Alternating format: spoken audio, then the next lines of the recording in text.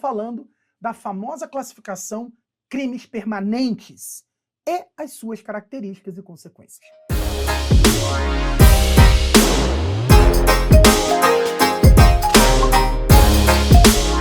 Vamos falar um pouquinho de crime permanente? Lembrando já de cara. Crime permanente não é a mesma coisa que crime continuado. Filho, olha aqui pro papai, não pode confundir. Não vai dizer para mim que sequestro é crime continuado. A pessoa sequestra é crime continuado. Não, não é, meu filho. Sequestro é crime permanente. Ah, mas eu acho que é continuado. Mas tá achando errado. Por quê? Isso vem desde a faculdade. Crime continuado não é classificação de crime. Crime continuado é uma modalidade de concurso de crime. Crime continuado é uma maneira de você trabalhar com vários crimes independentes para aplicar pena. Então não existe dizer, esse crime é um crime continuado. Não existe isso. Existe, eu pratiquei 3, 4 crimes na modalidade, na forma de realização chamada crime continuado, que é um concurso de crimes. Agora, existe sim dizer crime permanente. Isto é uma classificação dada para um e outro crime. O que é um crime permanente? O sequestro é um crime permanente. A extorsão mediante sequestro é um crime permanente. A associação criminosa do 288, um crime bem cobrado também na nossa prova, é crime permanente. Por quê? Todos esses crimes se consumam em um momento e permanecem em estado de consumação por um período de tempo, por isso o nome permanente. Tudo bem? O crime permanente, ele tem como característica consumar-se, está completo, e aquela situação que o completa, a consumação é completar crime, tá? Permanece em ocorrência. É um crime do gerúndio, ele fica acontecendo. É uma dica boa. E aí o que acontece? Ele permanece em estado de consumação. Então o sequestro, quando é que ele se completa, ou a extorsão mediante sequestro, que tem uma consumação praticamente idêntica, com a privação da liberdade. No sequestro, só com isso. A extorsão mediante sequestro, quando há o fim de obter a vantagem como condição ou preço de resgate. Especial fim para esse agir. Tudo bem? O que acontece? Você vai ter sequestro, extorsão mediante sequestro se consumando no momento em que há a privação da liberdade. Beleza? E, obviamente, enquanto a pessoa permanece com a liberdade privada, ele está em estado de consumação permanente. Assim como a associação criminosa, né? Reunirem-se 3 ou mais pessoas com o fim de cometer crimes. Atenção que é sempre crimes no plural, tá? Tem que ser 2 ou mais crimes. A reunião de 3 ou mais pessoas. No momento que eles se reúnem com esse fim, eles não precisam cometer crime nenhum. Basta ter o planejamento, a vontade e o fim de cometer crimes. Legal? Está consumado e permanece em consumação enquanto a associação existe. É um crime permanente. Isso faz com que esse crime tenha algumas características diferenciadas. O que a gente costuma ver no crime permanente em caso concreto? Que isso é um conceito que é aplicado em caso concreto. Bom, eu falei da associação criminosa, já caiu algumas vezes só sobre esse crime a mesma pegadinha dos caras se reunirem com o fim de praticar um crime. Isso não é associação criminosa, esse fato é atípico. Se eles não chegarem a praticar o tal crime, não cometeram nada. Se praticarem, vão responder por aquele crime que cometeram somente. Porque para ter o crime de associação criminosa, a questão tem que dizer que são 3 ou mais pessoas, mas que o fim era cometer 2, 3 crimes, porque está no plural. Crimes. Assim como não existe associação criminosa quando os caras se reúnem para praticar contravenção, como, por exemplo, jogo do bicho. Por quê? Porque não é associação contravencional, é associação criminosa. Tudo bem? Beleza? Joia. Mas esse é um crime permanente e eles, de uma forma geral, seja lá o 148, que é o sequestro, seja o 159, que é a extorsão mediante sequestro, seja o 288, que é a própria associação criminosa que nós citamos, esses são crimes que têm uma mesma cara de se consumar e permanecer em estado de consumação. E a primeira questão famosinha é aquela onde você tem um menor de idade que pratica essa conduta no seu casinho concreto quando é menor, por exemplo, com 17 anos. E ele integra lá um sequestro de alguém ou se associa para a prática de crimes. E durante o período em que essa associação existe, ou durante o período que aquele sequestro, por exemplo, está em curso e a vítima está em cativeiro, ele completa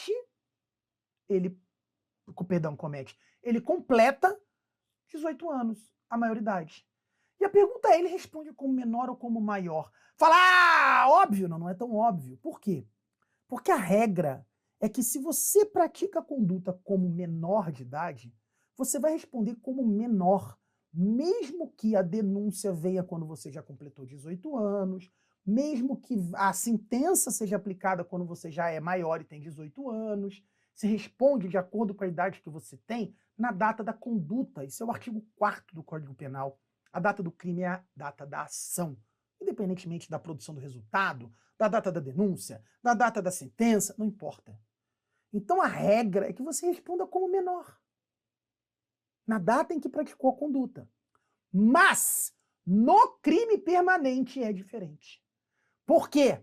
Se você completa os 18 anos durante a permanência, enquanto, por exemplo, a vítima está no cativeiro, enquanto a associação criminosa está formada, você responde como maior, excepcionando a regra. Tudo bem? Legal? Tá. Segundo ponto dentro dessa dica, tá? Segundo ponto importante aqui.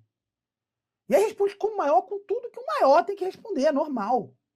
Mesmo tendo praticado a ação quando era menor. Só se o crime for permanente. Nesse exemplo que a gente deu. A segunda dica interessante é que esses crimes têm uma exceção também no que tange a uma situação muito... Ela é particular, ela é específica, né? E já foi cobrada 2 vezes na primeira fase. Quando você tem uma lei nova que surge no curso da permanência. Então, caiu inclusive com crime de sequestro. Você tem a pessoa praticando a conduta quando a lei previa, por exemplo, pena de 1 a 3 anos para aquele crime. Só que esse crime é permanente, por exemplo, um sequestro, por exemplo, uma associação criminosa, beleza? E durante a permanência, enquanto a vítima ainda está em cativeiro, por exemplo, vem uma lei nova e aumenta a pena desse crime, transformando ele em pena de 2 a 5 anos. E aí o juiz vai denunciar, vai condenar, ou o MP vai denunciar, não importa. Né? Vai ter o processo. A pergunta é, o cara responde com base em que pena? Ou seja, aquela alteração mais severa, mais grave, que veio depois da data em que ele praticou a conduta, aplica-se a ele? Resposta. E aí? Peraí. A regra seria dizer não. Não se aplica a ele. Porque uma norma mais severa, ela é irretroativa. E se ele praticou o fato hoje e veio uma outra lei depois da data que ele praticou a conduta, punindo mais, aumentando pena, aplicando um aumento de pena, mudando a lei para piorar a vida dele, isso é irretroativo. Lembre-se, irretroatividade da lei incriminadora. Regra. Tá? Regra. No crime permanente, e nesse caso a gente vai valer também para o crime continuado, porque isso é matéria sumulada, se vier uma lei nova, enquanto estiver a permanência, por exemplo, durante o cativeiro de um sequestro, mesmo essa lei sendo mais severa, punitiva, incriminadora, aumentando pena, ela se aplica ao fato. Isso, diz o STF e a doutrina dominante, não fere a irretroatividade. Por quê? Porque você está na permanência. Então o crime ainda está acontecendo e essa mudança ela é contemporânea ao próprio crime. Ela é concomitante à existência do crime, independentemente da ação ter sido anterior. Tá? Aqui vale a mesma coisa para o crime continuado, que é você praticar, por exemplo, pensa no crime continuado, assim, vários furtos realizados em determinado local, com intervalo aí de uma semana entre um e outro. E aí o cara vai lá e pratica um furto hoje. Daqui uma semana ele pratica outro. Aí daqui a 3 dias vem uma lei nova e cria uma causa de aumento de pena para o furto. Tá? E aí depois, uma semana depois, ele comete outro furto. Ele vai responder por 3 furtos em continuidade para aplicar a regra do crime continuado. Eu posso aplicar essa lei mais severa para esse conjunto de crimes, por exemplo, usando o aumento de pena ou não? Sim, porque a própria súmula 711 do STF, que prevê essa regrinha, abrange tanto o crime continuado quanto a hipótese que nós citamos como exemplo mais conhecido, inclusive, do crime permanente. Tudo bem? Vamos lá. Dica para crimes permanentes, então. Exemplo, sequestro, associação criminosa, poderia ser extorsão mediante sequestro, lá do 158 também, né? Consumação se prolonga pelo tempo, isso é o que caracteriza um crime permanente. Logo, se um menor, esse é o primeiro casinho de prova, comete o crime de natureza permanente e completa 18 anos durante a permanência, responde como maior. Legal? Então essa foi a nossa primeira parte da dica. Segunda parte, se uma lei nova, mesmo que mais severa, porque é óbvio, se ela for uma lei benéfica, sendo permanente ou não sendo permanente, ela retroage e alcança o fato, né? Praticado antes dela, a retroatividade de lei benéfica é ampla, plena. Mas se ela for severa, punitiva, aumentando pena, ela é irretroativa. Mas, tratando-se de crime permanente, e na hipótese também, valendo também para o crime continuado, por exemplo, aqueles vários furtos, tá? Surgir essa lei durante a permanência ou durante a continuidade, você aplica essa lei ao fato, normalmente é o que manda a súmula 711. Legal? Tudo bem? Joia? Então, atenção, súmula 711, isso vai cair com casinho concreto, falando do crime, falando do outro crime, falando da mudança da lei, do outro crime, mostrando um crime continuado. Ou então falando de um sequestro, de uma associação criminosa, o que é mais comum até de ver, e durante aquele período de permanência, uma lei nova, transformando a pena maior, ou criando lá uma causa de aumento de pena, né, ou alguma coisa assim, e ela será aplicável, já que estamos em sede de crime permanente ou numa situação de crime continuado. Bacana? Legal?